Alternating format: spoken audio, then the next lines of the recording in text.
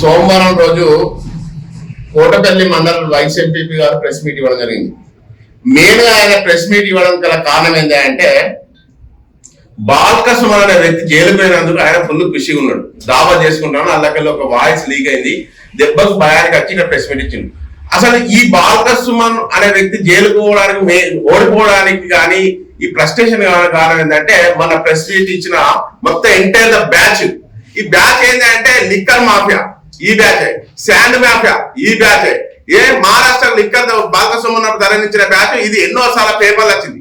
నిన్న కూర్చొని ఎవరైతే ప్రెస్ మీట్ ఇచ్చిందో వాళ్ళంతా చెన్నూరులో రౌడీయిజము గుండాయిజము చెలాయించి బాల్క సుమన్ ఓడిపోవడానికి 100% అయిన వ్యక్తులు వాళ్ళు.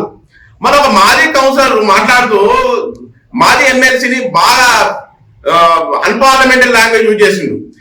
అసలు ఆయన లేకుంటే వీళ్ళకి రాజకీయ భవిష్యత్తు లేదు. ఆయన డ్రాయలు వెండిన వ్యక్తులు వీళ్ళు, ఆయన డ్రెస్సులు కొని చేసుకున్న వ్యక్తులు వీళ్ళు. ఆయన బియ్యం అయిపోయింది అంటే కొనిచ్చిన వ్యక్తి మాజీ ఎమ్మెల్సీ పురాణ సతీష్ గారు. మాజీ ఎమ్మెల్సీ పురాణ సతీష్ గారు లేకుంటే ఇక్కడ తెలంగాణ ఉద్యమం లేదు. అప్పుడు ఈయన ఇట్లనే ఇలా జీవితం పోలీసులు పడకపోతున్నారని ఈయన ఇంటి దగ్గర పడుకునే వ్యక్తులు అప్పుడు 2014-13 కాలంలో.